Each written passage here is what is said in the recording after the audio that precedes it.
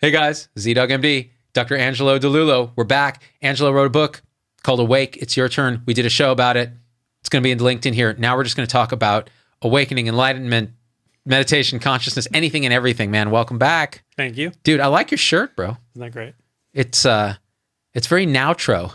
It's like a mix of retro and today. It's my lucky shirt. Is it really? No, I don't know. I love it though. Actually, it's my favorite shirt. It is right now. it's very bright. Definitely. I love it. Yeah. And we can only see the tip of it on the camera, but that's all that needs to be seen. Sometimes you just need the tip. Exactly. So, last time we talked in depth about your book, about awakening, spiritual awakening. And I think we probably intrigued enough people that now I'm here just to learn from you. We switched positions too. Last time you were the boss. Now I'm still not the boss. You are still a tremendous resource for like learning about this stuff for people who are going through this path. So this is more like the master's class where we just talk about stuff that I think is fascinating, and 5% of the audience will think so too. So Right. so we were talking about earlier. There's a distinction on the path to realization of our true nature. Mm-hmm. And even that like sounds a little spooky, right? Like, what is this, our true nature, our birthright? What is this? It sounds like woo-woo, but really what it is just the nature of unfiltered reality. And when we talked about last time, you said the filtering is really these perceptual distortions that our mind creates that categorizes us into self, other, mm-hmm. thought, identifying with thoughts, beliefs around stuff, mm-hmm. as opposed to the raw information coming from the world and the distinction between that. And it's kind of a continuum of awakening. It doesn't always happen that way, but it seems like... I should write this down. I need to get this in my book. You better take notes. This is good. Are you learning from me, Angela? Great. It's right on the money, man. Hey, I read your book. So actually, this is how I got this. And actually beyond that, just talking to you. So partially on that continuum, one of the questions I had is this idea of unbound consciousness. You talk about it in the book. A lot of spiritual people talk about it as, this pure sense of I or I am, mm-hmm. this sort of witnessing consciousness that's witnessing all these phenomenon. And the question I'd asked you earlier, even off camera, was, well, isn't that just yet another subject that we're creating in our mind that then is witnessing experience? Or is it different than that? It's different than that. It's when that stops happening. So when subjectification, as I described in the book, stops happening, then you could call that unbound consciousness. It's the movement in consciousness to create a subject and object, to operate with the sense of a thinker and that which the thinker is contemplating, observing, thinking about, judging, etc., is so fundamental to our functioning. It's so natural. It's not fully natural, but it's so common. It feels like who we are, that it's impossible to imagine what it's like without that operating. But it's hard to even sense what it's like without that operating, because again, the momentum of mind is pretty powerful. So, but it's actually quite simple. So the experience of pure unbound consciousness is one of the harder things to point to in my experience. I see a lot of teachers talk about it and point to it in good ways, but it's still, you can see how it's a little off. You can see how the mind wants to pick it up and turn it into something, which requires a subject-object confirmation to do, right? The mind hears this and it says, okay, cool, let me understand that. Yeah. This isn't something you can understand. By definition, it's when understanding sort of stops in the moment. And then the pure ability to behold awakeness in the mind is just realized. It becomes very obvious. This isn't a oh, I got it moment where you understand something. It's a pure experience, and it can happen. It can happen before an awakening, or as an awakening is occurring. This can be the primary experience, and identity shifts out of a constantly shifting mind-identified subject-object conformation into this experience itself. And it will feel literally like everything is consciousness. You may not even use those words because there may be no thoughts at all. In fact, there often are no thoughts, or there can be very subtle thought movement, But the key is that the subject object experience inside consciousness is stopped. Does that make sense? So it's the pure awareness, awakeness aspect of being. In other words, I know that I exist because I have this sense Yes. of isness. And then do that without the thought you just said. That's the hard You part. kind of, it's like you lead yourself there with a thought, and Yeah. then you back into it and stop. It's kind of how it happens. And this is a very strange thing because it can be very frustrating to try to go around in circles with this, with the mind or with thought. Yeah. But trying is valuable and inquiry is valuable. At some point, it will click, or you'll hear somebody talk about it even who can point well to it, and it'll click. But it can click, and when it does click, it's pretty remarkable. It's like, oh, the container in which I've always been is the being, and the being is the thinking, and the thinking is the thought, and everything I've ever thought about my life and the world is all the same stuff. It's pure unbound awakeness. And that's why I like the word awakening is actually quite good for that first shift, because there's just awakeness. It's the most obvious thing in the world. It's undeniable, and yet there's no thought content. You're completely aware.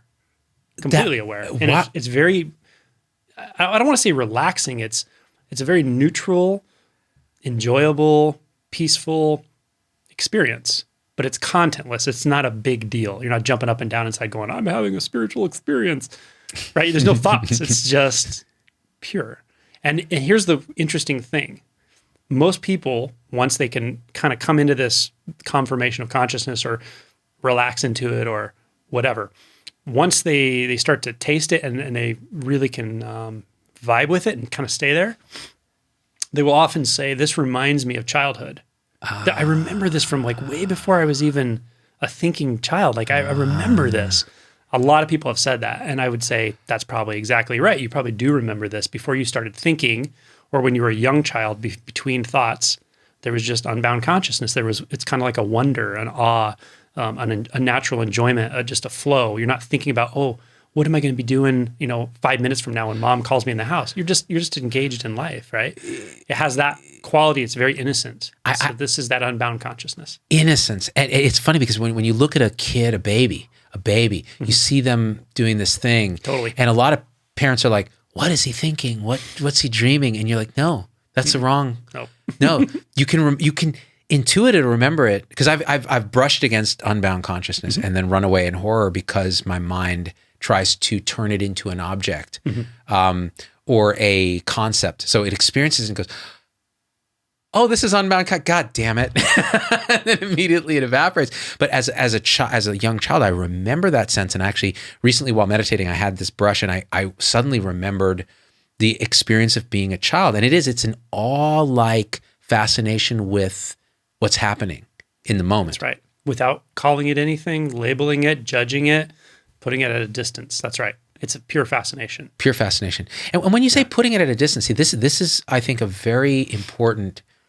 It's hard to point to with words, it seems, but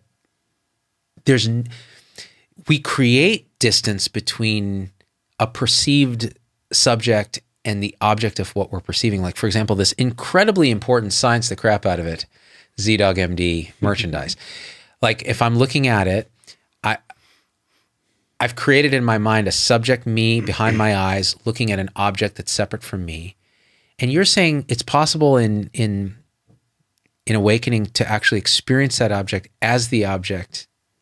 So that you're talking about a sort of deeper aspect of realization. When I say no subject-object construct in consciousness, I mean very specifically in consciousness. So often the terminology of subject-object construct that can be dissolved is used in the description of non-duality. And this is a later stage of realization where you literally experience sense phenomenon as non-dualistic. So it's not here or there. It's more like it's both here and there. It's more like it's everywhere. But it's not like anything because it's too real, too close, too intimate to describe.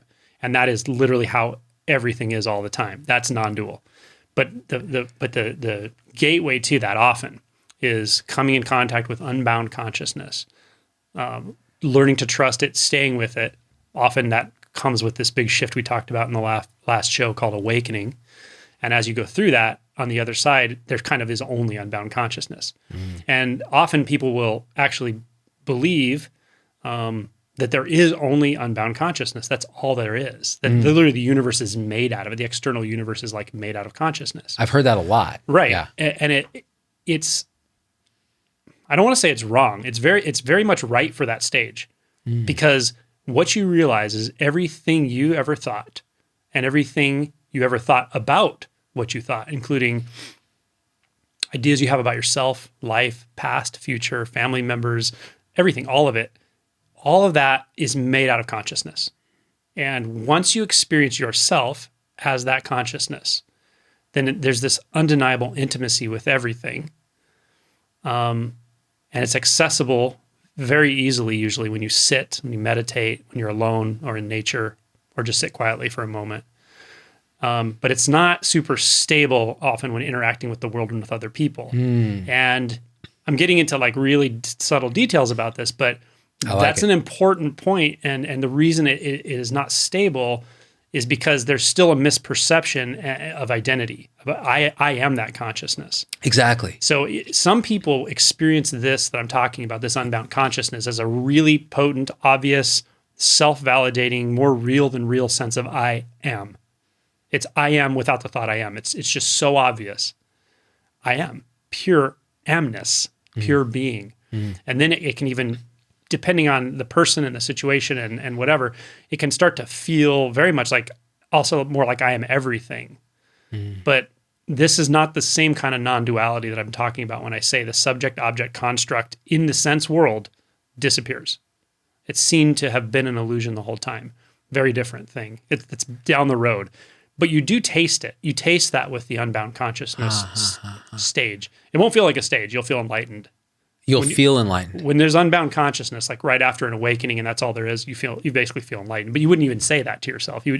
There's nothing to contemplate. There's nothing to think about. You're just enjoying the pure being so much. The being is enjoying itself. There's nothing to do really. You still do things. You still get up and move. Everything feels very spontaneous.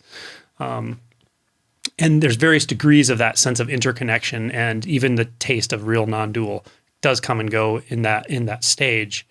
But then often it leads to the next stage we talked about earlier, where the honeymoon phase kind of goes away and you start to get back into the conditioning, and you very much remember what it was like, and you turn that into an object and get really upset that it's not there anymore, right? I think you've lost it.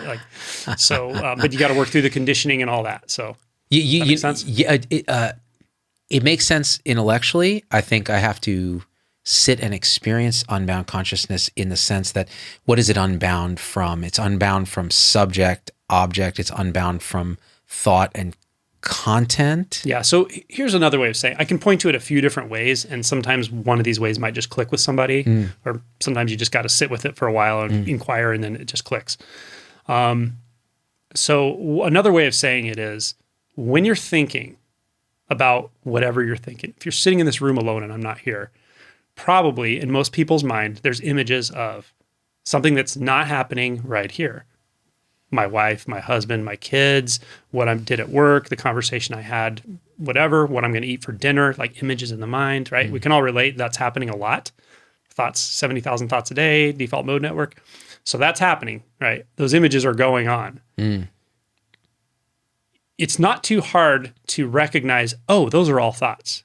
Now, some people I think are so identified with the thoughts, they don't even realize they're thinking. They just think that's actually happening, or we kind of perceive it that way. We just go along with the flow of thoughts so much that we forget. We kind of conveniently forget. No, I'm actually sitting here in a room. My boss isn't yelling at me right now. They're not even here physically, right? But I'm thinking that, and it becomes so identified. It really feels like that's happening. But the first level of de-identification is realizing, no, that's a thought. Oh, and the thought about what happened after that, that's also a thought. And then the thought that says, I wonder if I'm just a jerk and that's why my boss wants to fire me. Oh, that's another thought. That's de-identifying from thoughts and seeing, oh, it's just a thought stream right here, right now, right? So that's another level of de-identification. But even once you de-identify to that point, there's something that's very, very easy to overlook, okay? And that is this, and that's what I'm pointing to, is that all of those thoughts, your life, your family, your past, your future, your job, your problems, your solutions, all of those thoughts, those are all on the objective pole. The one thing you're really not aware of typically at this stage is the subjective pole as the thinker. The thinker itself is a thought, just like those are thoughts. And when that's seen clearly enough, or you just keep inquiring, who am I? Who's the thinker? Who's aware of this thought? That subject can kind of come into focus as another thought somehow. And usually when that happens, it kind of coincides with the subject and object collapsing into each other because they're all made out of consciousness. And that's when it's like, oh my God, all these problems and things I was thinking about all this time and all this stuff and the potential solutions and struggle and all consciousness, all pure unbound consciousness right here. No need to think about it. Done. It's very peaceful. Does that help? That's very helpful. So that's one way to lead into that experientially. Experientially. So you really experience it again as everything is this I amness, this kind of, that's the wrong word. For some people, it really feels like that. It feels like It that. feels very much like I amness. It's like the I is the most obvious thing there is. But it's They can almost sound like egotistical, but it's not. It's It's not. an experience. It's pure experience. Right. So when you're saying, when you're doing inquiry, the classic thing, who am I? Who am I? Who am I? Your point is you're looking back and going, it's almost like, who am I not, by experiencing everything. Is there a thinker there? Well, where is that thinker? There's a little pressure behind my eyes. Is that it? It feels like me. Oh, no. Actually, in my mind, I see an image of my face projected to you. So that must be me, right? Because I'm my face. No, if I look at it, that's just an image. That's just a thought. Let me look back further. Yeah, who's looking at that? Who's looking at that? Mm-hmm. Oh. And it can get very quiet very quickly. And it just did. And you can just stop there, right? We won't do that on the show because we'll just sit here and stare at each other. And honestly, I could do that all day. In practice, you can just stop there. Yeah. It's really a very simple thing. It's a stopping. It's not a big deal. It's not a big spiritual or religious thing. It's just an act of pure being, an act of participating in that which has been, through all the years you can remember, doing the thinking, seemingly, and having the thoughts. And it's seeming to separate itself into a thought and a thinker, me and my life, me and my problem. When that subject-object construct just calms down enough and stops, it's almost like two waves on an ocean that kind of just dissolve finally into the ocean. And then you're the ocean. Yeah, and it feels like a much more vast self or being or place, and you don't have to do anything to maintain it. So it self-maintains, it's self-validating because it feels more real than what we took for reality before. Yeah, definitely. More real than real is really kind of like a litmus test for it in a sense. Mm-hmm. It doesn't need a litmus test. Once this really clarifies, it's like, oh, whoa. You know it. Yeah. You know it, yeah. And yeah. So one thing that you pointed out was after that initial awakening where you experience unbound consciousness and the dissolution into the ocean of awareness or consciousness as everything, you use an analogy in the book that I thought was great. And it's actually very, on some level, disturbing, because when you encounter it from an egoic standpoint, in other words, from this idea that I'm a separate self, and you read about, okay, imagine all this time from birth, in a diabolical experiment, you were put into a chamber with VR goggles on and told this is the world.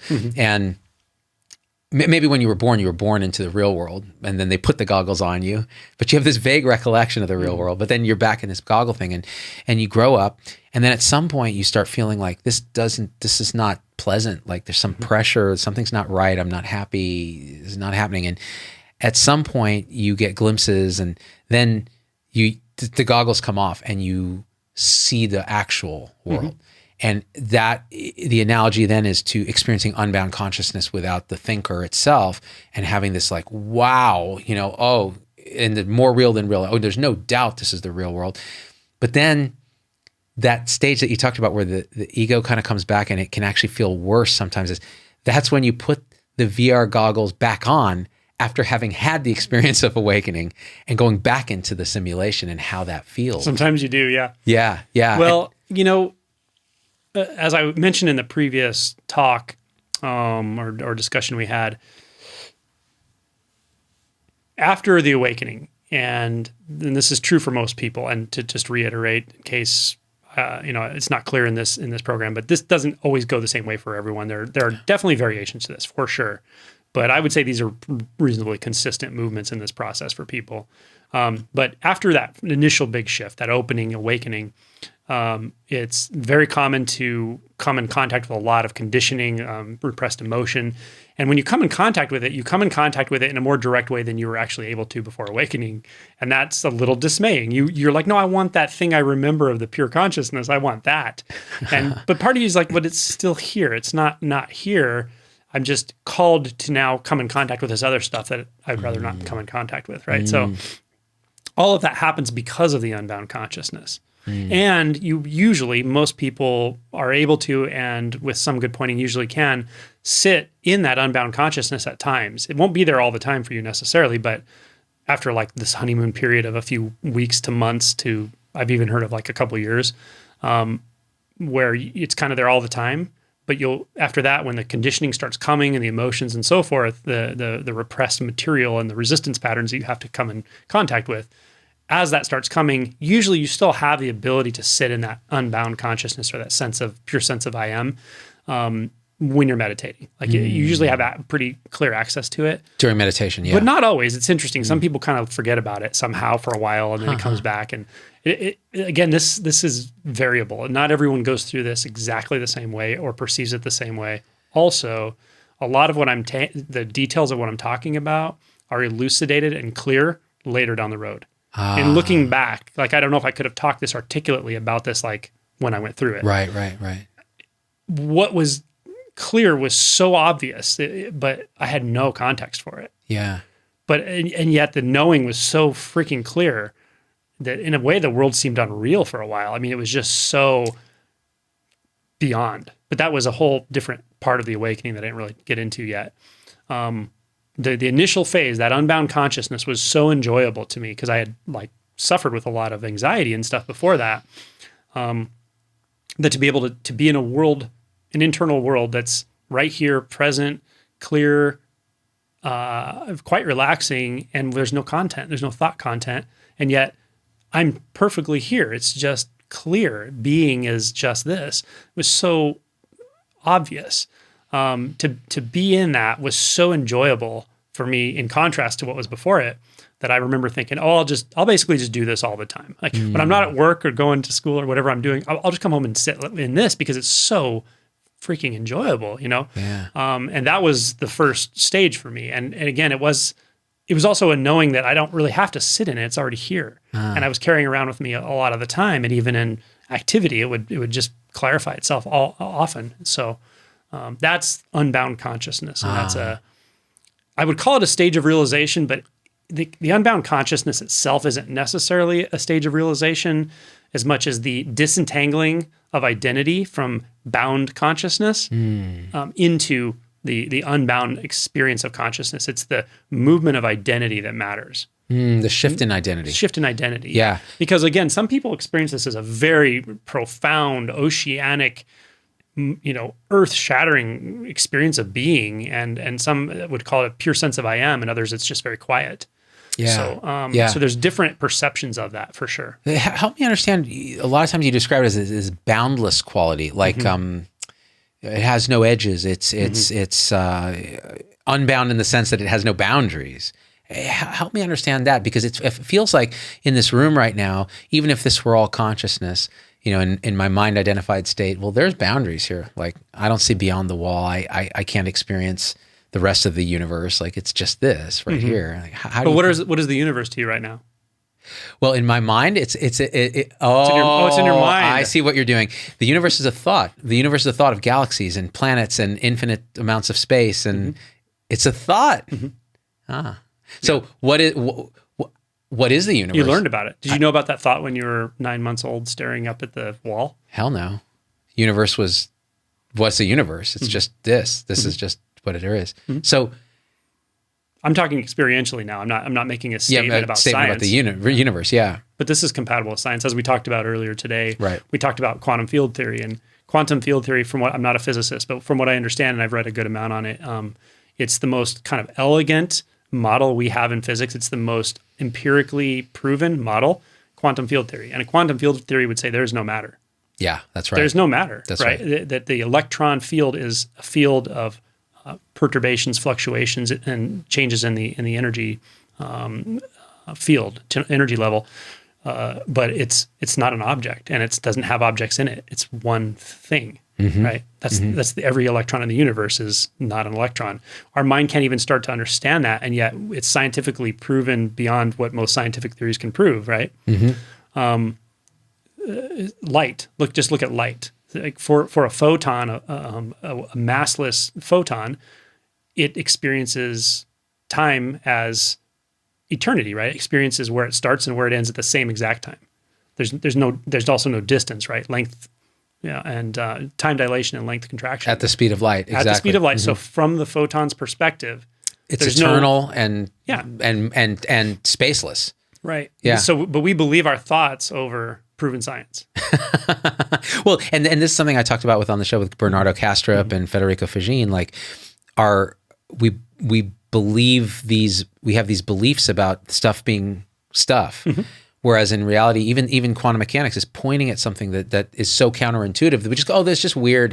This is weird quantum stuff. And the woo-woo people use the term quantum anytime they want to say, well, But the truth is, no, it's actually pointing at I think what experientially actually may happen, which is a field of potential and things. Actually, as you get into further stages of realization, when you describe in the book, it gets really spooky. Like it almost feels like reading about quantum mechanics a little bit, like particles popping into existence from nothing and then popping out of existence. And it's kind of thinking, all phenomena are like that. Yeah. But we'll probably get to that. It gets very difficult to talk about that kind of stuff. But it's just that there's no mental model for it. The mind can't even begin to come in contact with that. But as this process plays out with some good pointing, and there's good pointers out there, you can kind of ascertain what the next step is, the next stage, and how to inquire for it. Inquire to clarify it. So to dissolve the various perceptual filters that keep those aspects operating as you go along. So to kind of like lay it all out at the beginning it's a bit much. It's just all kind of going to sound the same. But there are subtler and subtler perceptual filters that actually have very profound cause very profound shifts in your moment-to-moment experience of reality. And the weird thing is, it's no big deal. It is a big deal, but it's no big deal. And you don't look different. You don't start glowing. You don't start having superpowers. It's nothing like that. There are many people who've gone through this, and more all the time, actually. Yeah. Apparently, I'm sitting in front of one now, and there's minimal glowing. I mean, it might just be from your vaccination. It might be. Yeah, it's that 5G. Why did they give it to me in the ass? Because I thought it was supposed to be in the arm. But it was a 1 in a million shot, you see? So the one thing you said in our previous interview that I think is important that I meant to follow up on when we were talking is you can meditate your ass off for decades in a monastery and never wake up. And it may benefit your mind. It may provide you concentration powers. It may provide you actually equanimity in some degree. But the waking up is a different shift. And it seems like you almost need to really want it, be open to it, surrender to it. It takes work, but it's a different kind of work. It's almost like a propulsion of curiosity. Can you speak to that a little bit? I think you just said it perfectly. Well, then fuck all that. Yeah. I mean, it's true. Meditation doesn't wake you up necessarily per se. I'm not against meditation. I think it's great. I recommend everybody meditate if you feel inclined to do so, whether you're interested in this subject or not. But it doesn't equate to awakening. It's not the same thing, really.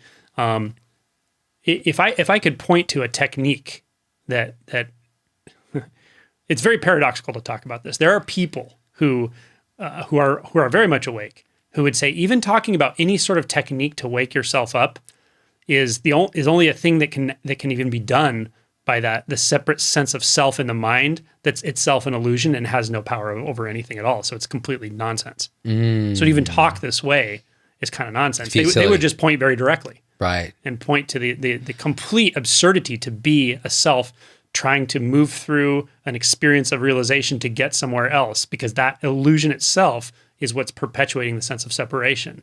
So when that stops, however it happens, or the self collapses, then reality is revealed naturally to itself.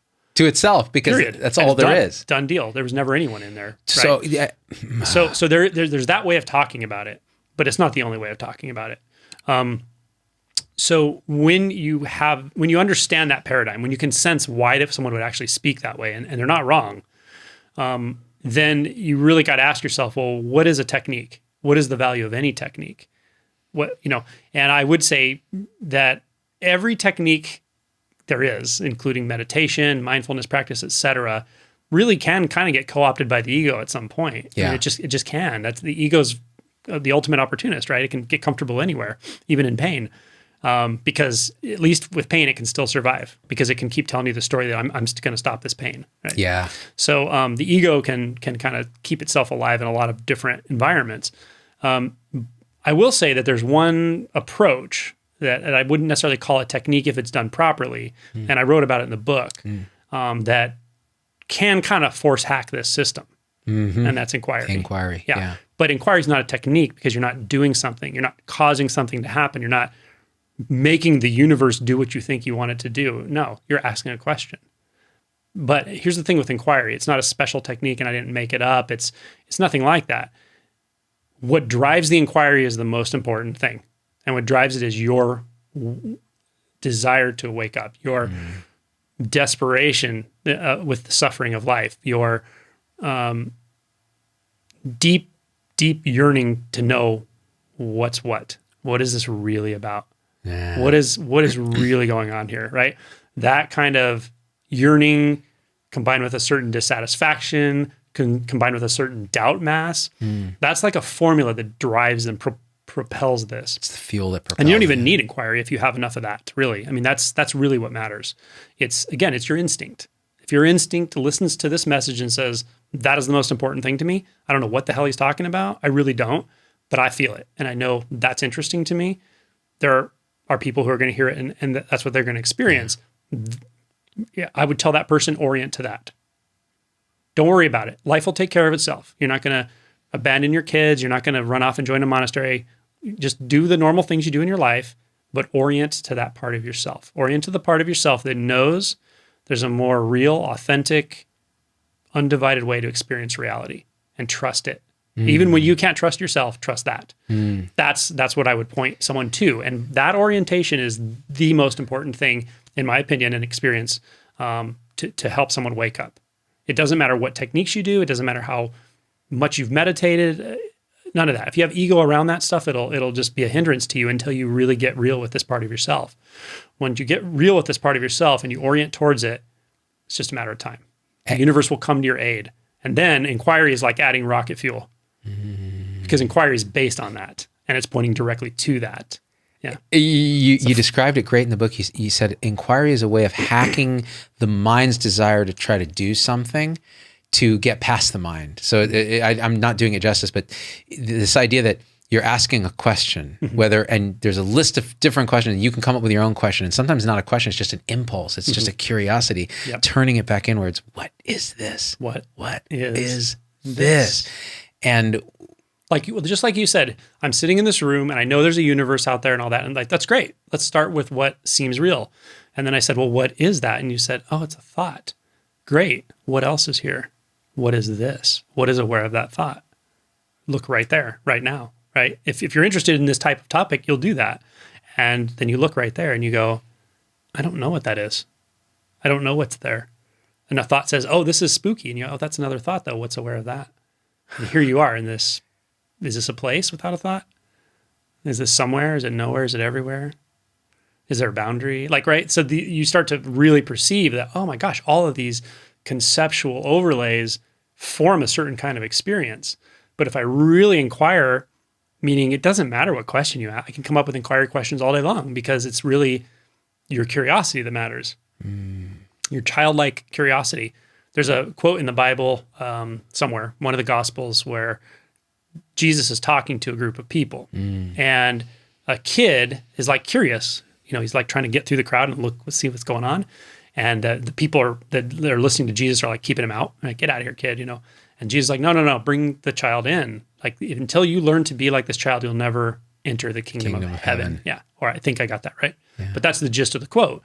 And I would agree that that's exactly the kind of innocence that you need if you really want to inquire, if you really want to look at what's true, what's whatever is important to you. If it's your faith, if it's what is God, if it is what is my experience of undivided reality right now, what is truth, what is a living truth? Like any of those questions are wonderful questions if you mean, hey, I want to pursue this course of inquiry in my life. I want to do this in my life. Like that's great. Do it. And that's the most powerful approach you can have, in my opinion. And the curiosity has to be there, the drive to do it. Otherwise it won't happen. And meditation, you can, like you said, I think you can get wrapped up in the ego around meditation as a tool, and it's still a powerful tool, but it doesn't feel like it's going to get you close to awakening. What's interesting is in the book, you have these many different ways, different hacks to arrive. Mm-hmm. And I thought one of them that was very powerful one day when I was reading was,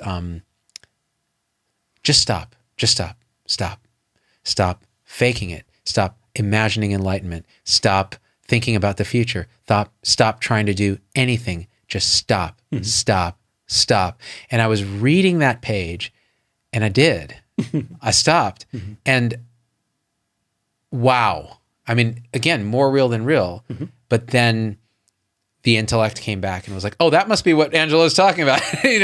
So that's something I have to keep working on. Mm-hmm. And do you think you need a teacher? Like what for people who are struggling with it? I mean, yeah. So let me comment on the stopping, and then we'll talk about the teacher thing. Yeah. So with stopping, it is that, right? So what are we doing all day? We're not stopping. We're going. We're judging, thinking, planning, second guessing our plans, trying to plan the next conversation we're going to have, thinking of ourselves, doubting our life. Like, what do we do? Oh, we do it all the day long. We're going in the mind.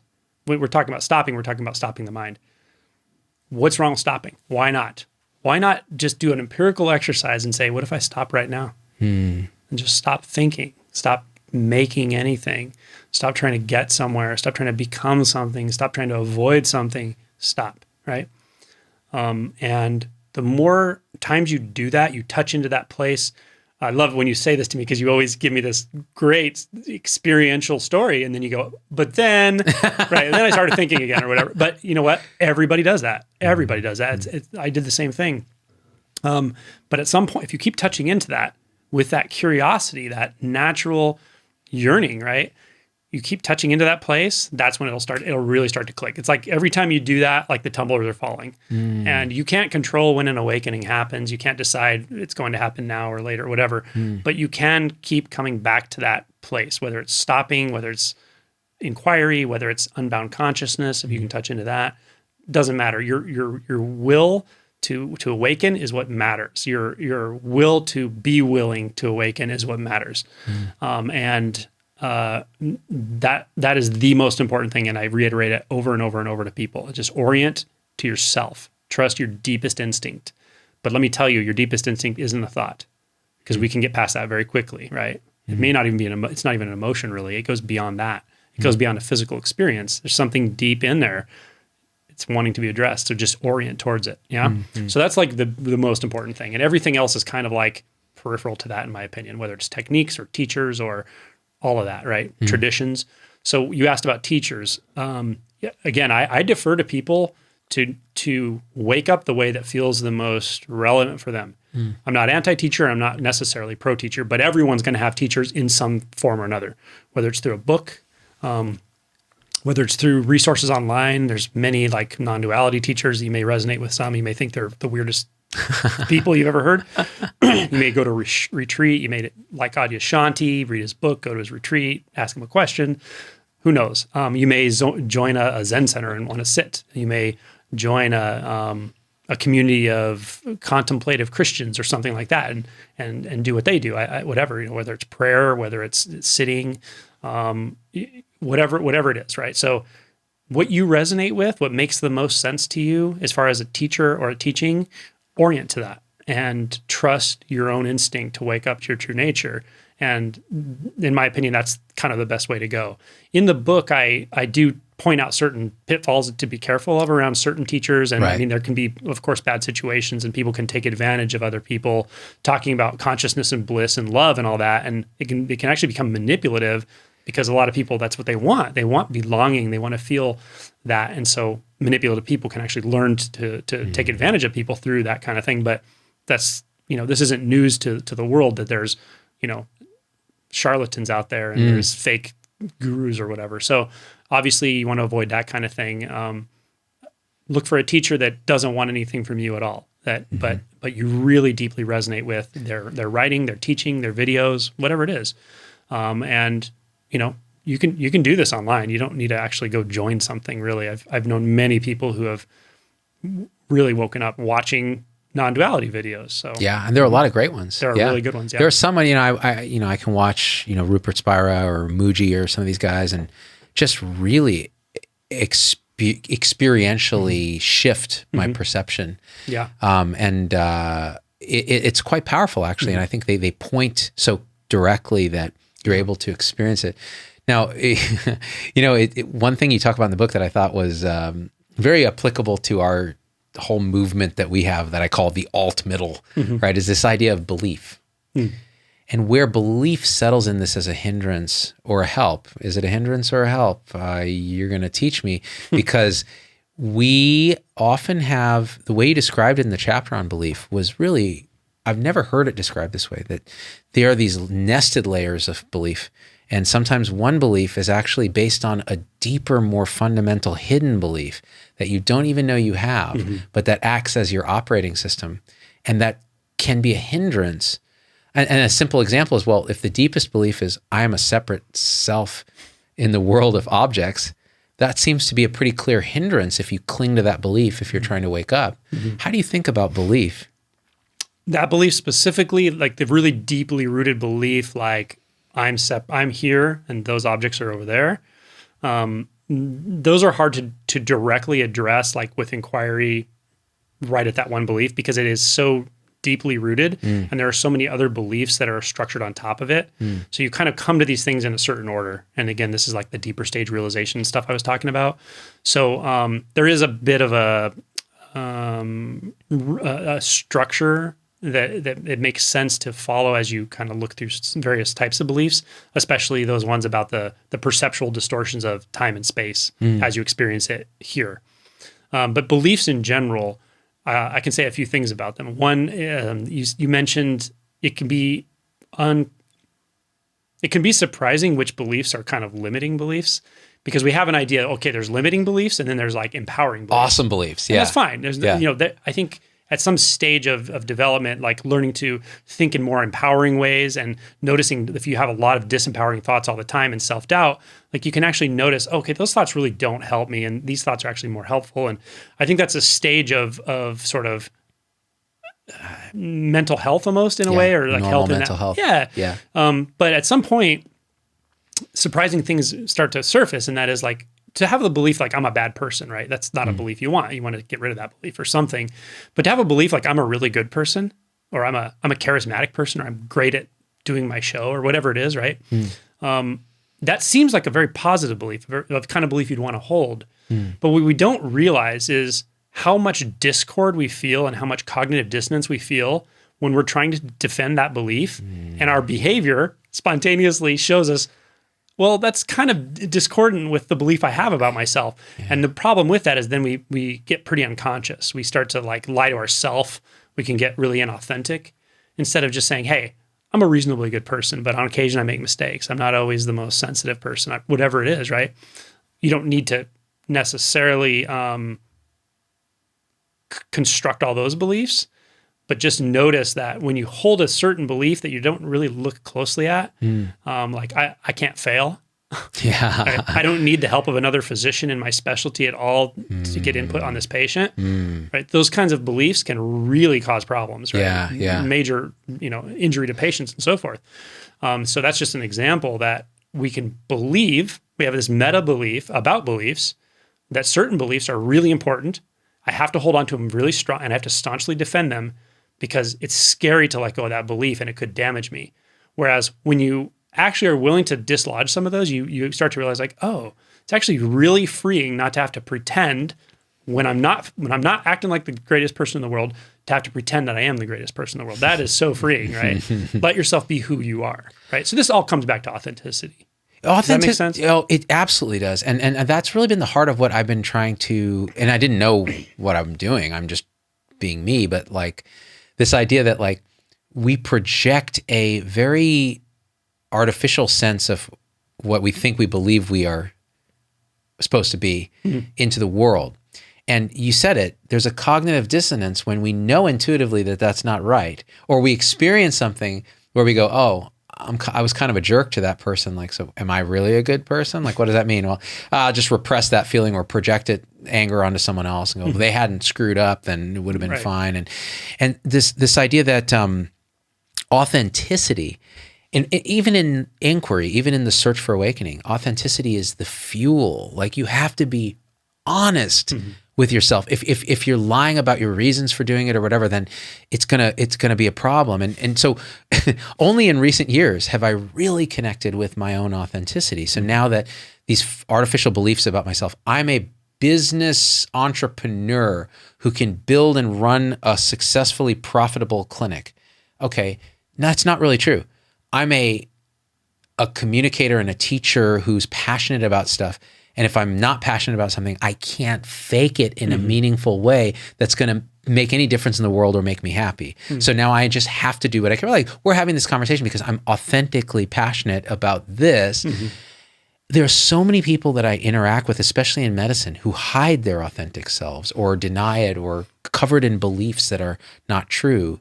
And just awakening doesn't eliminate all of that, right? No, it can actually make it a little worse for a while. Oh, goodness. Because it brings it right into consciousness. Again, like it brings everything to the surface. So having a modicum of humbleness after awakening, having a good teacher, at least a good, even if it's through books or whatever, but having a good role model as a teacher of how to maneuver beyond that, how to do a lot of emotion work, a lot of like shadow work, that kind of stuff's important. But over time, a lot of that really, really changes. You stop identifying so much with beliefs. It can get, well, I'm almost like hesitant to say it because again, some people have very strong meta beliefs, a belief about beliefs that I'm defined by my beliefs. Right. What I believe is the most important thing about me because my family taught me that. And that's, I get that. I understand. And I don't argue with people's beliefs because if that's your identity, I'm not going to threaten your identity. But having that strict, rigid structure of beliefs can be very easily threatened if someone questions your beliefs, right? In any way. But what I'm talking about, as this really progresses, you start to just not identify with beliefs anymore. It's really strange. And the person who might think, well, what do you do without belief? You don't have all these beliefs. How do you know what to do? Would you become immoral? And turns out you don't really. Like you just do whatever you do anyway, and life just takes care of everything. Unfolds. It's fine. It unfolds. Yeah. And how much that releases you from the stress of the polarization on social media and the next political BS and how angry I am that the Democrats did this or the Republicans did that. It's like, well, hold your belief loosely and your meta beliefs even more loosely. Yeah. And it's liberating. I call it the alt middle. It's like being able to question. You said it. You said the one meta belief that might be helpful is that you should question your beliefs or be loose with them. Yeah. Well, I've noticed something about people that doesn't have to do with this topic necessarily, but even people I can think of a few examples of just people I've seen, known, met, whatever, who they just, for whatever reason, I don't know if they learned it somewhere or they just have this quality, but they're always willing to like question their beliefs. They're always willing to be like, I thought that before, but is it true? Or they're open to other people helping them introspect. They're just open to that. They're kind of like, I'm willing to keep looking in here and finding out, if I'm being violent in some way, I want to see it. If I'm being unconscious in a certain way, I'm willing to see that. I want to figure it out. I want to keep looking inside and looking at my belief structures.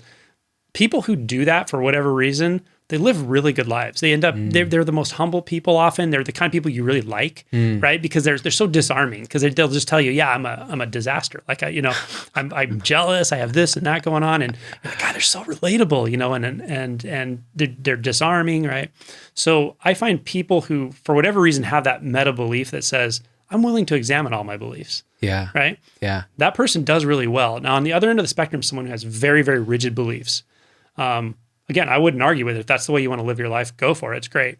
But I will say that I feel a lot of rigidity in that kind of personality, that persona, and fear, a lot of fear, actually, a fear of, well, what if I do let go of my beliefs? Like, what the heck is beyond that? Who am I? Right? Would I just turn into a immoral disaster? But it turns out you just don't. I mean, I can tell you from experience, and I can tell you from watching people go through this process over and over that, you can live, function, be in the flow of life, live with spontaneity, enjoyment, know what to do without beliefs, without having to reference my belief system. I don't have to reference my belief system to know what to do. I just do it.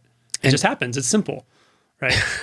I know it's like bizarre talk, but that's totally doable. Yeah. And I mean, I've been hanging out with you for a bit now, and I get the sense that, like, you can joke about stuff, you can get pissed about stuff, you can have fun, you can do all that, but there's no sign of rigidity or fixation that I can detect. Like, a lot of people I'll hang out with you just kind of know, like, this is who I am. I'm a conservative Christian X, or I'm a liberal, I care about social justice, whatever it is. And that's their identity. And if you took that away, they would be lost. It's communicated to you almost instantly around certain people, right? Yeah. This is who I am. Yeah. Don't threaten it. Right? Don't threaten it. Yeah. So the quote I put in the book about it's about friendship. It was Emerson. Ralph Waldo Emerson has a essay about friendship. It's really, really good. Yeah. And I can quote some of it verbatim because I just have read it so many times and it's so good. But he says, every person alone is sincere. When you're by yourself, you're sincere. You're not faking it with anyone. Who do you have to impress, right? You just are who you are. But at the entrance of one other person, hypocrisy begins. That's it. Yeah, that was the quote. We can become a hypocrite, right? Now, sure, maybe we're not always an overt hypocrite, but we start filtering things pretty quick, right? Absolutely. And he says, we parry and fend the approach of our fellow person with compliments, gossip, amusements. We cover our thoughts from him under 100 folds. Yeah, so that's exactly it. Like we're kind of conditioned to be inauthentic in various ways, to really operate out of a persona. 1,000%. Right? Doctors especially.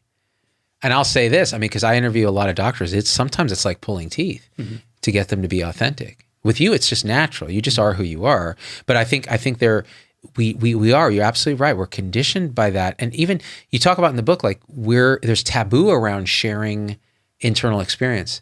Like if I told you right now, hey, do you know I'm like, before you came, I was practicing like what I was going to say to you when I saw you, and I was like going over it in my head and stuff. I'm like, you never say that to someone. Right. You don't just tell somebody like your internal thoughts. You kind of don't tell them. Yeah, you don't. Right. You hide it. You have a persona you've developed to not tell them that, right? Exactly right. That we interact with each other through these interfaces. The interfaces. We're just full of shit. We're full of shit. Yeah. Well, the thing since I've been doing more inquiry is paying attention to how I perceive my own external interface and how much of my constructed reality is filtered through that. And one of the things that I do, and actually Douglas Harding talks about this. He's the headless way guy who talks about like pretending you have no head as a path to enlightenment. But he says, when we're young, we're this oceanic open awareness. We don't know we have a face or a head because we don't see it. It's not been part of us. Yeah. And we just experience the world as our head. And then something happens. Your parents point at you in a mirror and go, that's you. Look at that. And the way he described it was beautiful. He said, the image in the mirror, this interface that you present to the world, peels off the mirror and sticks on you. And in your mind, you have a ghostly trace of this image that you're presenting to the world, and it always lives with you as you're walking around. I am me, separate from others. This is what I look like. This is what Angelo sees when he sees me. Instead of what is actually the real perception at the time, which is, no, my face is an open, empty window and everything's just happening. And so now I've been paying attention to that. Like, oh, especially as like a performer, like I have to think about, well, what does my face look? What are my expressions? All of that. But in reality, in real experience, there's nothing there. Yeah, when you stop being there, when the sense of the subject stops being there, it's just enjoyment of the object, you could say. Yeah. That's one way of saying it. Yeah. And you kind of, I don't know, lean into it a little bit more, or you sort of find yourself melting into it, and then it's just a natural enjoyment of what's right in front of your face. It's like, cool. Yeah. That's all there is. That's all there ever could be. That's all there needs to be. I don't need to change that into anything. There's no filters. There's just that. And you experience it at zero distance. Love. It just feels like love. I mean, that's what it feels like.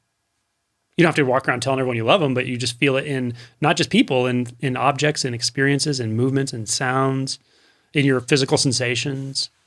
Intimacy. Yeah, I use the word intimacy a lot because radical there's intimacy, really radical intimacy. Yeah. There's really no word for what I'm pointing here to exactly, yeah. but it is closer than close. It's to even say it's here is a little bit off because there's no there to make here. Here stops, it loses meaning. It's kind of, again, it's like everywhere, center everywhere almost. It's just radically intimate. And All of experience. There's no sense of outside. There's no sense of an outside world, no sense of somewhere else that I need to figure out and manage that I call my life. Gone. And yet you live, you function, you work. Apparently. Yeah, quite well, it seems. You're It works fine. Yeah. a physician doing great. I mean, this is the thing. Like, I'm not the only one. I mean, Daniel Ingram. You heard of Daniel Ingram? I haven't. Oh, he wrote a book. He's an emergency physician. Oh. He wrote a book that's reasonably popular among Buddhists, Mastering the Core Teachings of the Buddha. Wow. Yeah, so another physician. ER doc. ER doc, yeah. Have to get him on the show. I'm sure there are others that don't want to have a public, Right. face or audience. I'm sure of Right. that. Right. I know many people who are very awake who have no public image. They're not teachers. They don't hold themselves out to be teachers. They don't want to be, and they just don't. They just don't move that way. Now, I'm sure they transmit it all the time with people around them and so forth. But yeah, they're not. They have no interest in like teaching this to other people. Yet they tend to be open to the interaction if people find them. Is what I find. Yeah. So my point is, it's actually much more common than most people would think to walk around without perceptual filters. When it first happens, when you first experience non-dual, it's like, holy, what the hell? Not scary. You use the word spooky. There's nothing spooky. This is extremely intimate. It's like home. Everything is home. Everything feels so intimate and so real and so wow, But what's strange is that's kind of when you experience it episodically or experientially. When it becomes just life natural, it's much less of a big deal, but it doesn't lose any of that intimacy. So I don't know how to talk about it. You don't jump up and down about it, and I don't even talk about this to almost anyone because I've only talked about it to people who find me and ask me about it because they're curious. Now I wrote a book about it, so whatever. But you're gonna I don't know. At some point, I was like, I should probably write this stuff out because I don't know why not. I'd said in the previous show we did that I had a experience of that non-duality while reading a piece of your book, and everything stopped and became the words you used to describe it. It's so close.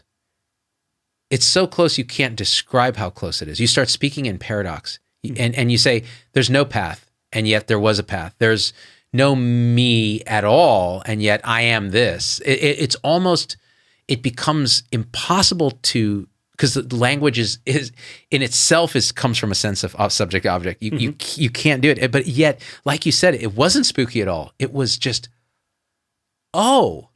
this is. It's so obvious. It's just so natural. It's obvious, natural, and it's wonderful. Like wonderful in a way that you just release. Like, what is suffering? What is the lack of suffering?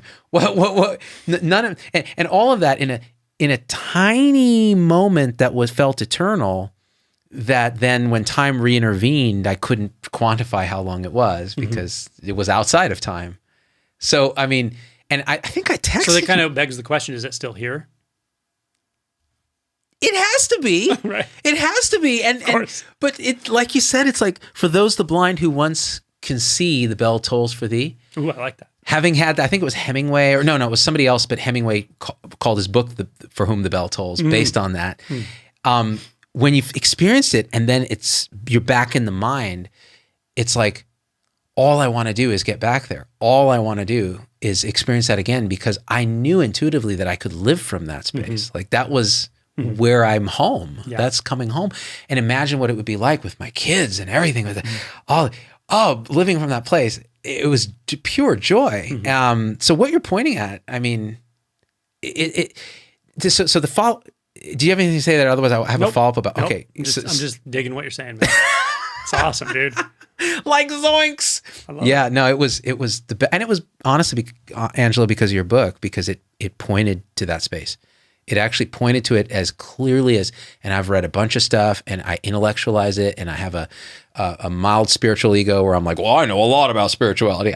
There's nothing. Let it all go. This had nothing to do with that. It was so outside of any. Isn't that great? It's great. It's like, wow, man. I mean, that's the freedom. It's like the release of like, oh my gosh, wow. Yeah. And it feels it's natural. It's obvious, So, but again, this is. It's very easy to talk about this in a way that can rev up the mind and get it seeking for this state. Yeah. But the truth is, it's already, for anyone who's listening to this, it's already here. It's already in your experience. 100%. It's there.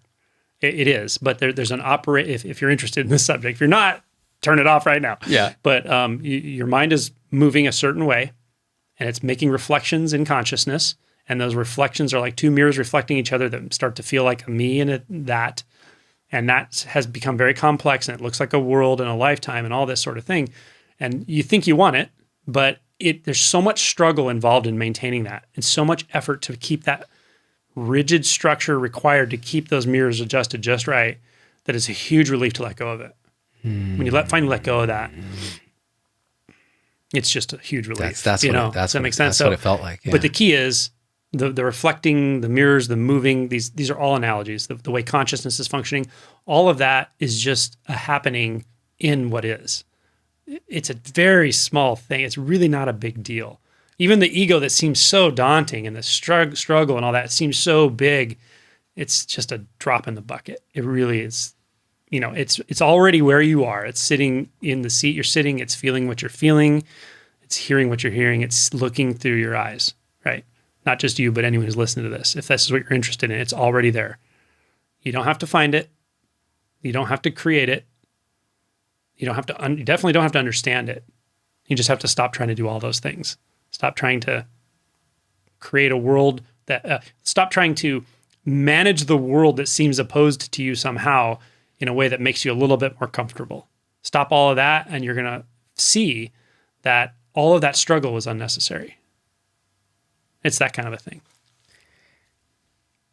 Yeah, and that's where the just stop became very powerful. The other pointer that you did in the book that was amazing is you did it in the beginning, and you said, and it immediately resonated with me. It was, you're gonna, enlightenment is not a thing that happens in the future. It's not a thing that happened in the past. It only happens now. It will only happen now for you. It will happen now, because there only is now. Mm-hmm. And then you doubled down on that shit, and you said, wait, hold on. Imagine you're in a corridor, and your life is this corridor, and behind you is all your memories, and it gets vaguer and vaguer the farther back you go. But there's like these images as you get closer, and you're standing here in this part of the hall, and then ahead of you is your future, and you can predict a little bit, few steps in front, but then it gets really vague, and here you are. Now, what happens when you just go, wait, hold on, this is the corridor, and I poke my head out of the corridor, and I see that, wait, what is this really? No, the future and the past are thought projections in now. Mm-hmm. And all there is this immediate. What happens when you look there, look here, now, and just stop everything, look right here. Mm-hmm. What's here? It's a great question.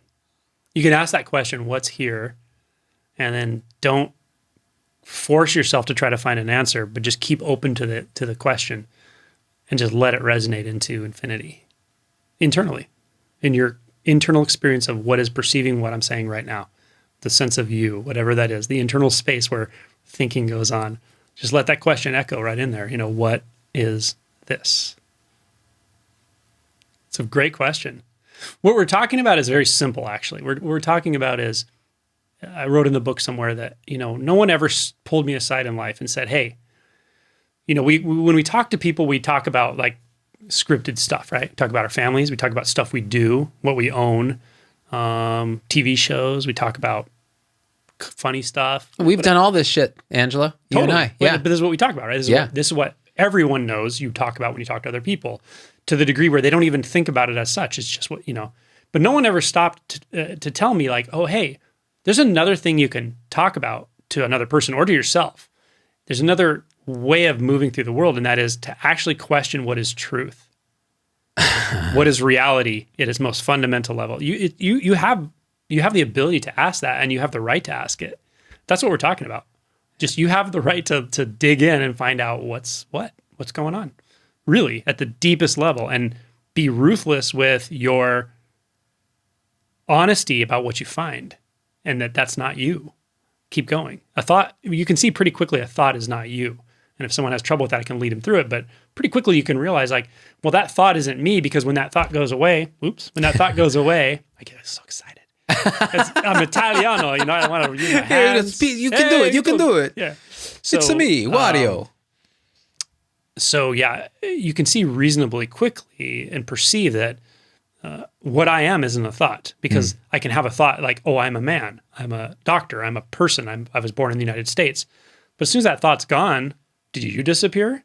Well, of course not. And did you more importantly, were you not there before I asked you to look at that one thought? Well, of course not. You were there. So what are you? What is that, right? It's totally okay to ask these questions. It's fine. And I highly recommend it if it's really interesting to you. Yeah. No one really said that to me. Like our culture sort of doesn't support that. Maybe some cultures do, like India, maybe it's much more Eastern cultures. Yeah. Totally. Yeah. So, but yeah, you have the right to do that. You have my permission, but you just got to give yourself permission if you're interested. That's the core message of the book, really. And it's okay. What you find in the end is okay. It ends up being more than okay. That resonated with me very strongly, because I've asked these questions and I feel it's almost a stigma. Like, and I've done it publicly. I'm a public figure. So I'll say, well, what's the nature of consciousness, guys? Right. It's like the most important question there is to me. Mm-hmm. And comments are like mixed, right? So some of them are like, absolutely, I think about this all the time. And some of them are just like, you're an idiot. Like, why would you, dude, pull your head out of your ass? Like, what are you doing? It's surprising how strong of reactions you can get. It's very powerful. In fact, the first show I did with Don Hoffman, where he was talking about maybe everything is consciousness and it's interacting with itself in these mathematically predictable ways, and we have conscious agents and so on, and it flips the whole paradigm on its head. The outrage and anger from some people, like, just, this is a lie. How dare you? And same with Bernardo Kastrup. Oh, everything is mind, and it makes more sense than materialism and so on. Anger and but that's exactly what we pointed to earlier, I think, in the previous show. The when the other shoe drops, that's all that is. It's just that reaction. Like, to have that strong of an emotional reaction means that person perceived something real there, and it scared them, and that's fine. Like, it's okay. It's okay to have that reaction. Just know, if you're curious, you can let that fear subside, let it move through your system. And you can look if you want. If you don't want, don't worry about it. It's fine. There's no big deal. But the key is, anyone has access to their true nature, because it's their true nature. Yes, it's what you are. Yeah. It's always been that way, and it's always been now. True nature. It's not really your true nature. There's no you. It's just true nature. But it's also not anything I can write out. I can't tell you in a set of principles what it is, but I know you can experience it directly. I'm 100% sure that. I know it. I've seen it again and again and again. So I'll never try to sell anyone a belief system about reality or Buddhism or awakening. Like, it doesn't matter what you think or believe at all to me. It doesn't. What matters is, if you're interested, you can wake up to it. You can dig in, and you can dissolve the perceptual filters that keep the sense of separation going. I know you can, if you're interested in it. Because people have done it again and again and again. This is becoming somewhat mainstream, I think. At least the consciousness talk, meditation, those sorts of things are becoming very mainstream. I think give this 5 to 10 years, and awakening will be reasonably mainstream. Yeah. I mean, it's still going to be a very polarizing topic, because it has a lot of emotional charge. The movement does. Right. You mean, when you say movement, you're not talking about like a political movement. You're saying this movement, this shift. The movement in you. Yeah, Like exactly. You had movements to grow from a child to a teenager, Right. and then the movement of your body, mind, or whatever to grow into an adult, or the movement of I don't know what Your bowels. bowel movements. Very Let's powerful. talk about bowel movements. Let's do that. You're an anesthesiologist. I'm a hospitalist. Biggest problem in the world, constipation. I agree. And I think many people say, that the heart disease is the number one killer. I think it's diarrhea. What is your go-to agent? My go-to agent was always a combination of Colace and Senna when I was a hospitalist, but sometimes I would use something called the Bomb, which was a Stanford concoction. It was given per rectum. Yeah. And it was glycerin, mag sulfate, Jesus. and something else that was terrible. Maybe it was Senna, I don't know. And it was given PR, and it would just, it lived up to its name. If they were constipated, ER nurse would give it, and it would just be like shrapnel with corn in it. Yeah, everywhere. So there was this funny story when I was I think I was an intern. I think I was a family medicine intern, and we had this patient on the floor who just couldn't poop, right, for a couple days. And you kind of escalate everything. You give them the Colace, then you give them the Dulcolax, and it got to the point where like I didn't know what else to do. So I gave them a bunch of lactulose. Someone's like, "Oh, lactulose works great." Good stuff. I gave them a bunch of lactulose, and they didn't poop for another couple hours. It still wasn't working. So I'm like trying to figure out what to do next. And they get taken down to the CT scanner. And I walk them down to the CT scanner, and then I walk back up, and then because the patient was stable, but for whatever reason, I was just kind of following him down there. So I go back down after about 20 minutes because the tech's like, it'll take 20 minutes to do their CT scan. Come back down after 20 minutes, and there's like 3 housekeepers in there. I'm not joking. They're cleaning it off the wall. Cleaning shit. It was like it was all over the scanner, all over the machine. And the tech had this like 100-mile stare on her face. Like she just came back from Nam. I mean, it was like, what the fuck did you give that patient? Wow. She's like, I have never seen anybody shit like that. It just kept coming and coming and coming, and it was all over the place. And I was like, oh my God, I'm sorry. So anyway, I was like, oh, note to self. Lactulose works really well, but it's going to really piss off like everyone that is in contact with this patient. So I love just pounding it in liver patients, Did I ever tell? No, I never did because we just barely met. I had a shtick I used to do called Ascites Anonymous. So it was my support group for people who are beyond alcoholism, like they're into just straight ascites. And so they'd all get together, and part of the entrance requirement is you have to give the secret handshake, which was asterisks. And their support meetings, there would be like a lactulose bar where they'd all step up and they'd be like, sipping on lactulose. And at the end of each meeting, they would all get in a circle, line up their bellies, and do a fluid wave, just all the way around. you're killing me, man. Yeah, so that was Ascites Anonymous. It didn't go very far. Didn't you tell me Big Bird had ascites? Yeah, Wide base gate. wide base gate, jaundiced complexion. Yeah. Saw imaginary creatures. Mr. Snuffleupagus was imaginary for a long time. Big Bird. I feel like he was born without knees. Was he? Did he have knees? He had very creepy, like non-knees. Okay. Like it was just like a leg that bent in the middle with no patella. Right. Yeah. And you're just like, how does that happen? Even birds have. That 7-foot canary freaked me out when I was a kid. Like it was really dysphoric for me to watch that. Like a lot of the Muppets on Sesame Street, I resonated with. I was like, oh, these guys are having fun, man. They know how to. Ernie and Bert, man. They know how to party. They know how to throw down. But then that bird would come, and I mean, really, it was weird for me. I was like, he's so big, he's so yellow, he just dominates the screen, and he's got this like voice. There's something about him I didn't trust. You never should trust a walking bird that's yellow. I mean, clearly. Talk about a guy with ascites. With non-patellar knees. In non-patellar knees. That's untrustworthy. Every orthopod would know if you don't have patella, you're like some kind of mutant, the bird. Geez. I mean, Oscar you could trust because you knew he was down and dirty. Like, he knew what was up. He's authentic. He was like, authentic. Hey, listen, guys, I live in a fucking trash can. Yeah. Got a problem with it? Come at me. Yeah. What are you going to do? I don't care. I'll just close the lid. Yeah. You can't see me. Yeah. Close the lid. I'm gone. My favorite Sesame Street episode ever was we went to the airport. They were going on a trip. And Oscar had to go through the metal detector. And it kept going off. And he's pulling like chains and like metal license plates and anchors. He just kept pulling metal shit out of his can. And every time they put him through, it would just go off. And I was a kid, I was like, it's the can.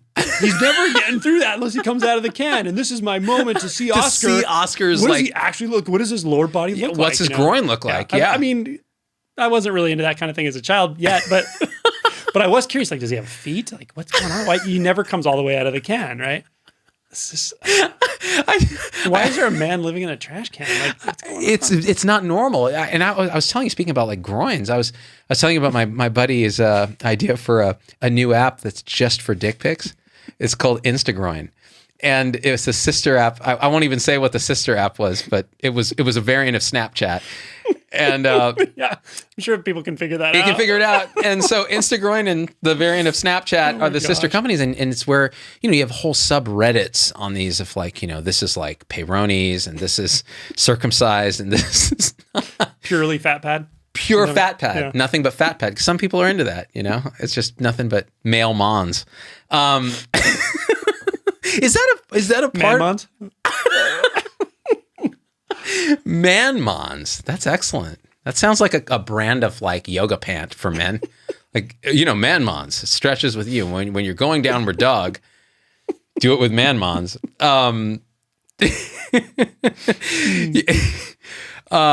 Geez, man. It's a little consciousness. Consciousness. Oh, that's what I want. Okay. So what we just did was we got lost in the thought stream and it was fun as hell. Talk to me a little bit about, now let's see, I'm looking at the time, so I want to make sure we have enough card. Do you think we have time to talk about thought?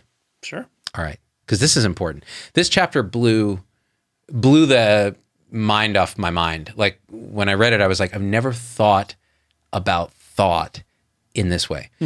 Thought is, like you said, we have about 70,000 thoughts a day on average. We hardly recognize what a thought is made of. We don't know what it is, what it reflects, what is it. Mm-hmm. We just take it for granted that humans are thinking machines and thinking is just done. Mm-hmm. When I read your thought chapter, a few things struck me. One is that a thought, we should talk about this first, a thought is nothing other than a reflection in consciousness of one of the five senses or of another thought. Mm-hmm. Can tell me about this.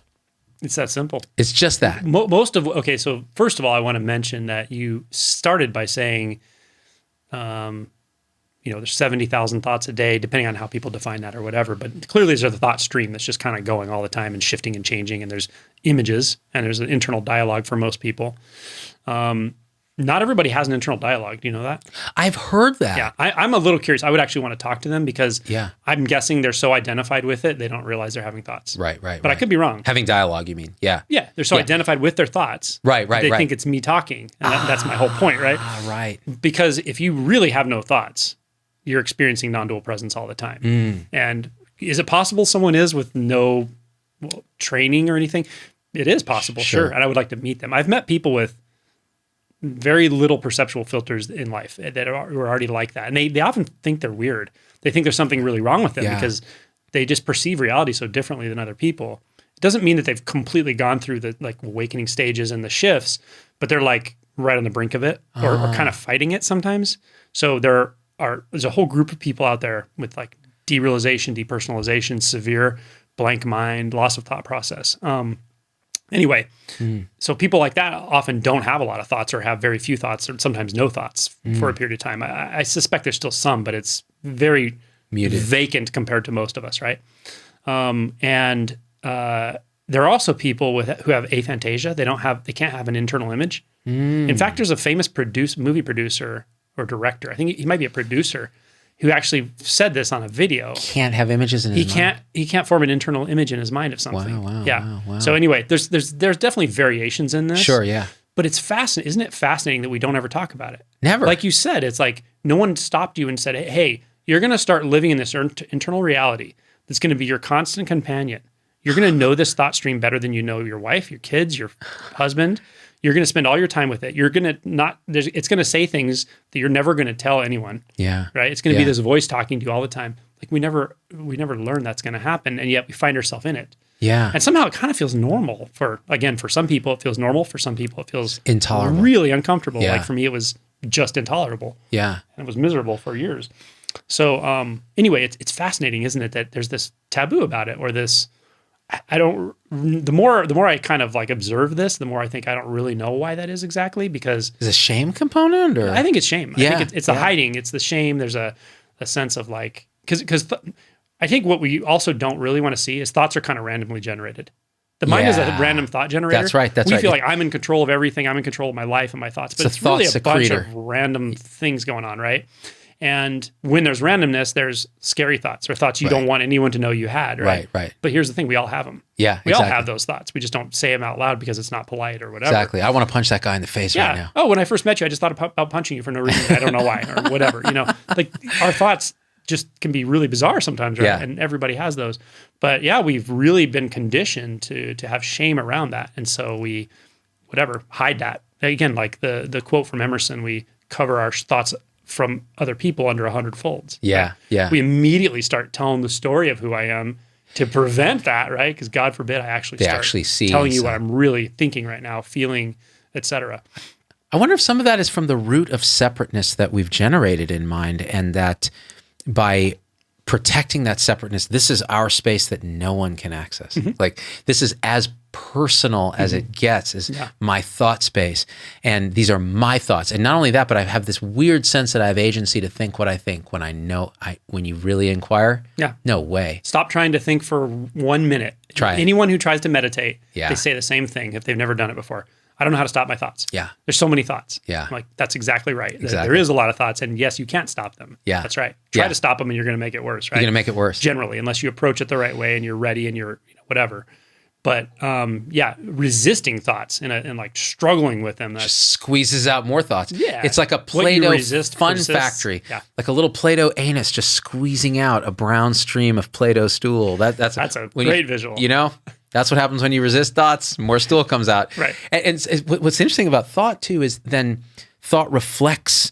You did a great exercise in the book where you said, okay, so, you're watching thoughts and they reflect each of your senses, something image, something smell, something taste, something auditory, verbal, a little patch of language, a feeling, an emotion. You can remember those things. So they're really our senses.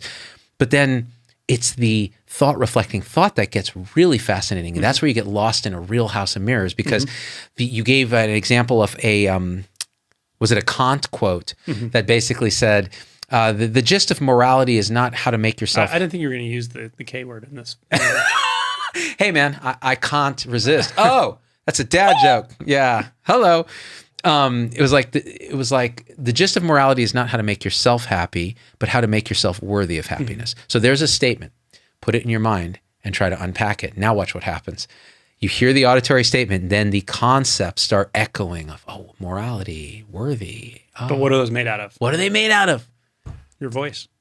The same voice, the same auditory thought. reflections. They're reflections of reflections of reflections. Sometimes an image of like when I think of morality, right. I have an image of like this warm red or something, it and it just spins out. Like if our mind was a pool of stillness, you go, and it goes, That's right. It has a ripple effect for ripple sure. effect. And we identify with the ripples, we're lost in it, and we live in that rippling reality instead of in the reality that's actually here, which is our five senses happening right now. Yeah.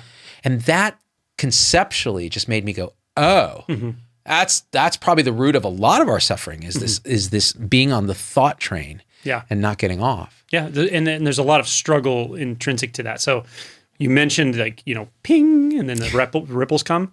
I mentioned it. I think It's more of a yeah. I mentioned it in one of the analogies that like what causes those ripples, right, in the surface of the pond. And I actually never completely addressed it in the book because that's coming in the next book. Because Nice. I had 130,000 words. I'm like, shit, I gotta stop writing and whatever. So, but what causes those ripples, and what is the cost of causing those ripples? Well, we cause those ripples with our will inside of thought, with pushing and pulling on thoughts. We don't consider to be thoughts. We consider to be the world.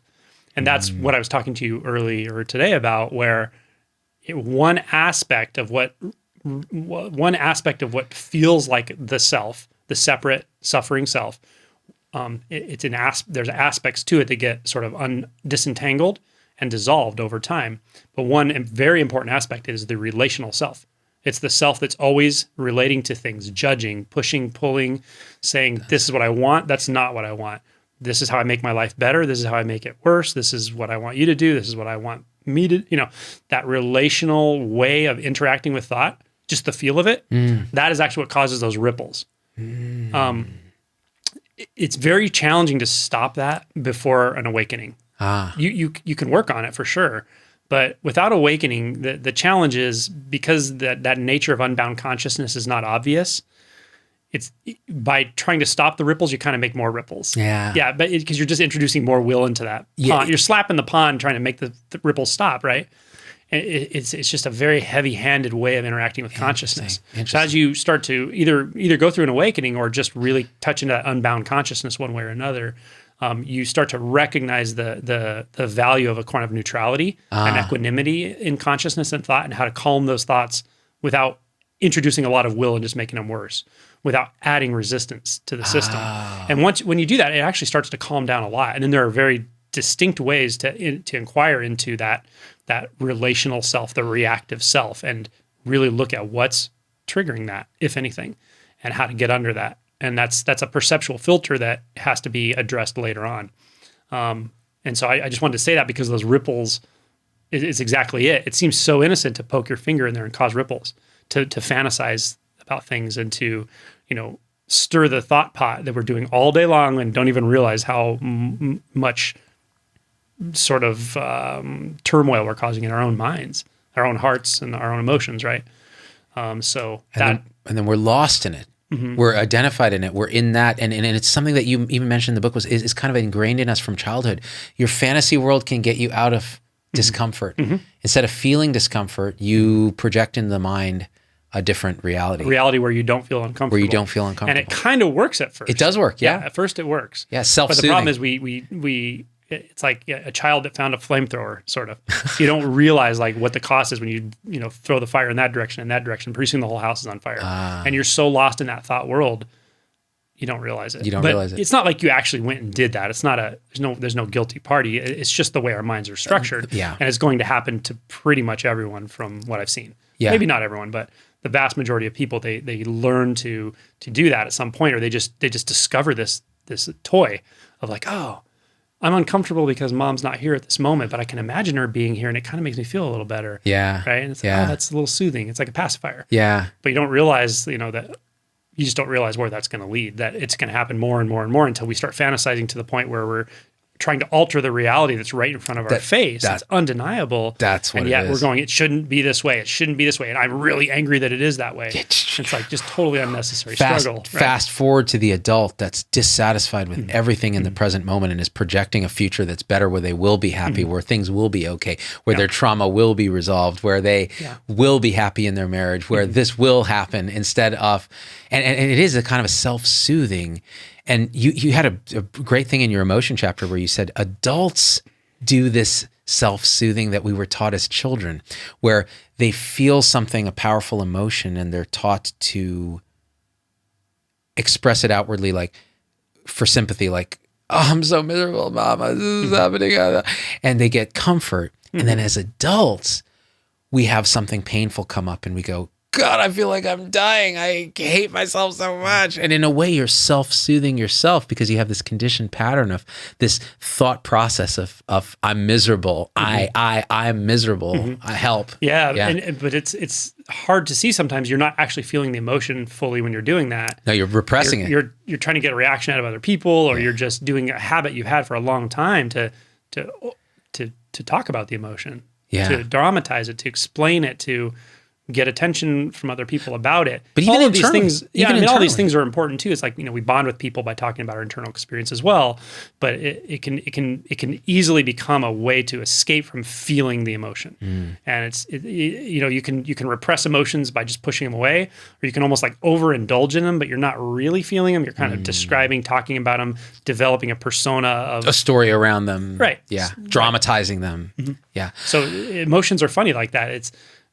It's the middle way. There's a middle way to this where you really you just feel it. You don't make it a big deal of it.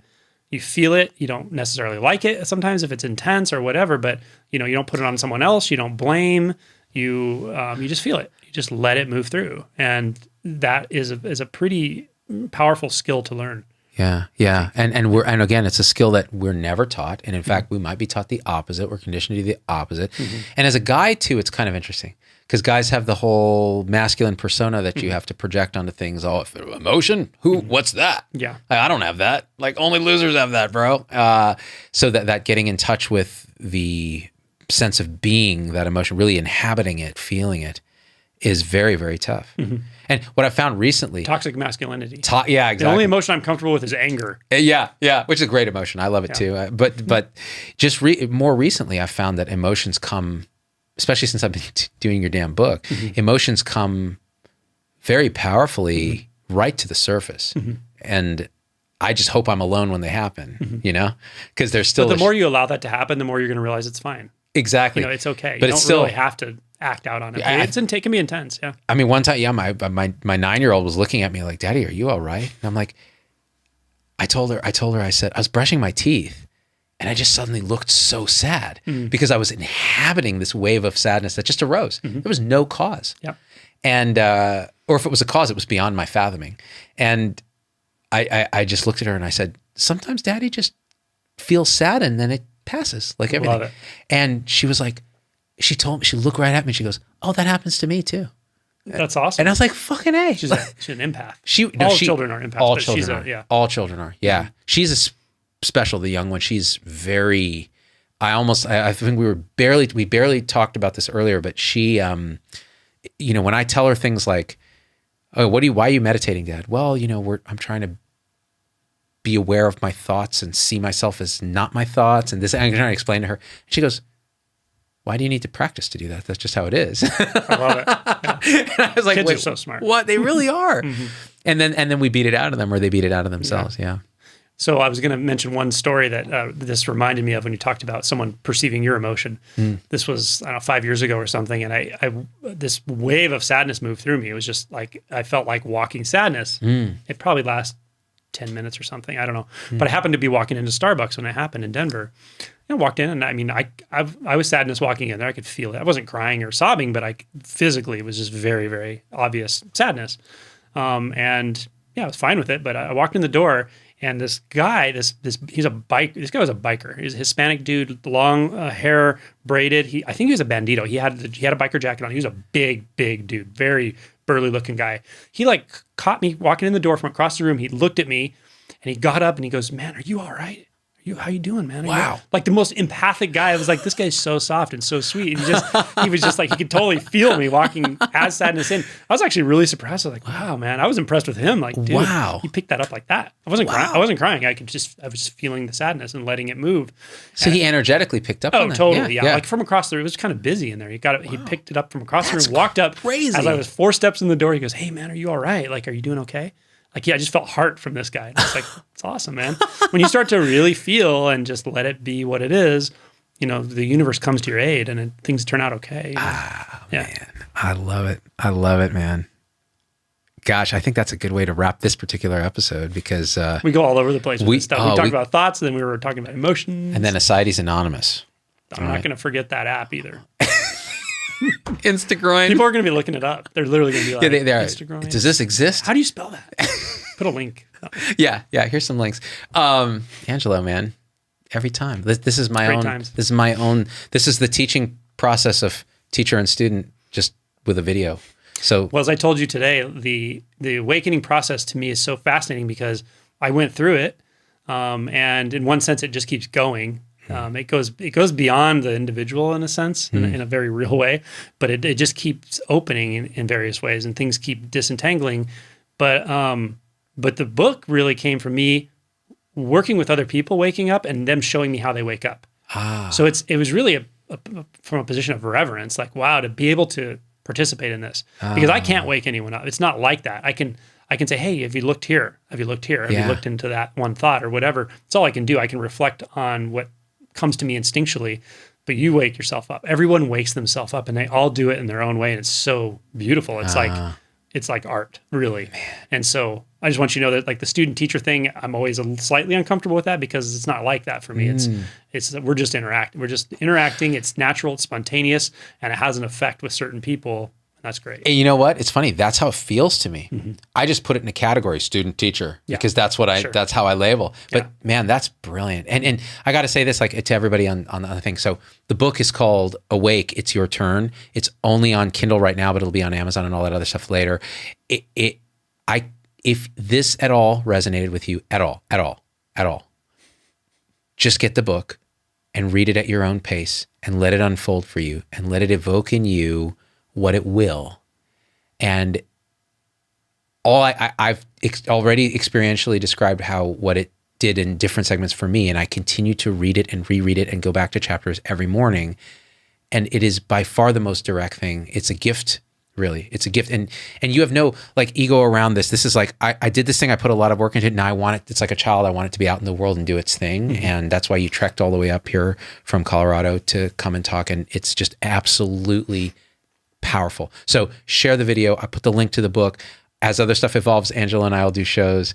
Leave comments, leave messages. I'm sure you're going to get comments. Oh, they're going to be like, these two assholes. You guys are nuts. Okay, first of all, ascites is offensive to me. Big Bird has patella. We're going to get some of that lactulose. Dude, I know, right? Where can I score some of that vitamin L, man? The other got to end with this now. I forgot about this. So I had this other device, this medical device. Another shitting story? Yes, another one, very similar. The rectal Swan-Ganz catheter. So yes, so you float it, you get it past the valves of Houston, this anal sphincter, you go up, okay, the balloon up, all right, up it goes, you float it, and you wedge it in the ileocecal valve, and you get a direct manometry pressure to the lower esophageal sphincter. I mean, it is the... My surgeon friends are going to love this. They're going to love it. All right, guys, we out. Thanks, Angelo. Yeah, man.